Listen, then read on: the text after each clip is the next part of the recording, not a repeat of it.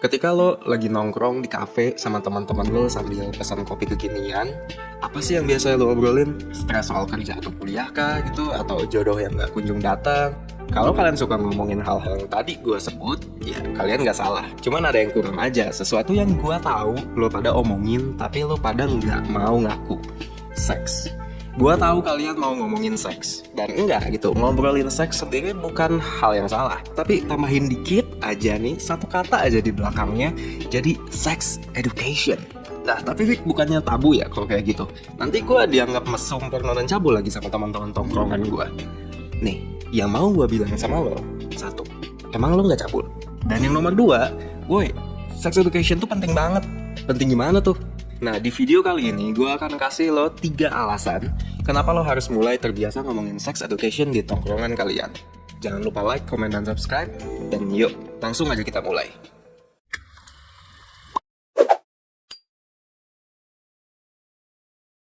Oke, first thing first.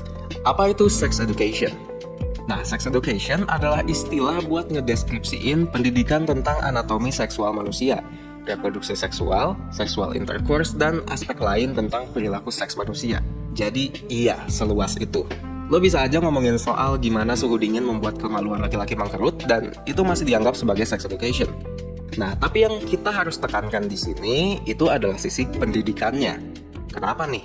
Ini juga termasuk alasan yang pertama kenapa ngomongin seks yang benar itu penting. Nih, alasan yang pertama adalah kita harus menjadi lebih kritis soal seksualitas. Dengan masih banyaknya orang yang beranggapan bahwa sex education adalah hal yang tabu, terutama di Indonesia nih, informasi kita pun akhirnya jadi terbatas. Nah, emang sih, sekarang untungnya udah mendingan. Cuman informasi soal seks yang beredar banyak pun sebenarnya belum tentu dimaksudkan untuk mendidik. Bisa aja cuman buat kesenangan belaka sebenarnya.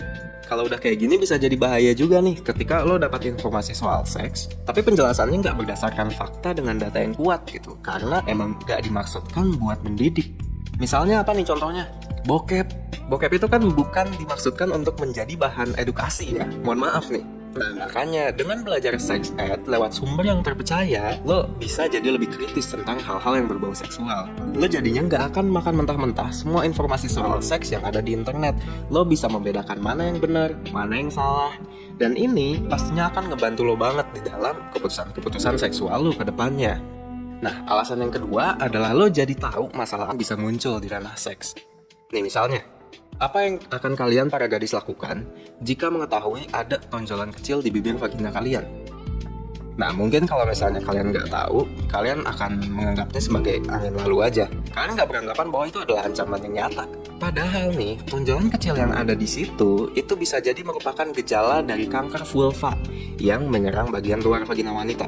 Nah loh, sex education menjadi sangat penting nih, karena alat seksual kita juga nggak pernah lepas dari ancaman, sebagaimana anggota tubuh kita yang lain.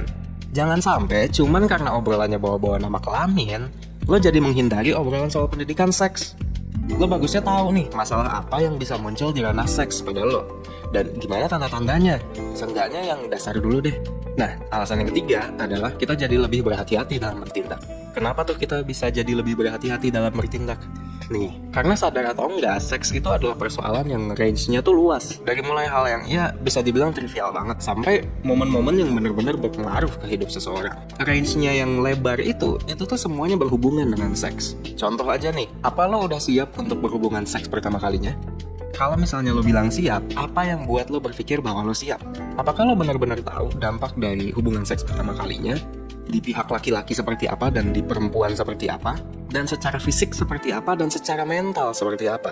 Buat sebagian orang, keperawanan itu tuh penting banget loh. Dan ketika orang tersebut bahkan nggak tahu apa aja yang nandain bahwa dia tuh udah siap nih buat melepaskan keperawanannya, bisa-bisa nanti ke depannya dia mikirnya oke, udah siap, tapi menyesal ujungnya. Dan gue bisa kasih banyak banget contoh krusial lainnya. Apakah lo udah siap secara mental buat punya anak? Apa risikonya punya rekan seks lebih dari satu? Dan apa yang harus lo lakukan untuk move on dari kekerasan seksual? Beberapa topik sex ed ya emang kacangan, tapi ada topik-topik yang krusial banget di hidup lo. Hal-hal krusial ini penting banget buat lo tahu. Ancaman dari dunia yang kita nggak tahu dan kita nggak mengerti itu emang gampang terlewatkan, jujur aja. Masalahnya itu tidak membuat permasalahan tersebut jadi lebih ringan. Oleh karena itu, menghindari pembelajaran seks dengan dalih tabu itu hanya akan merugikan masa depan kita nantinya.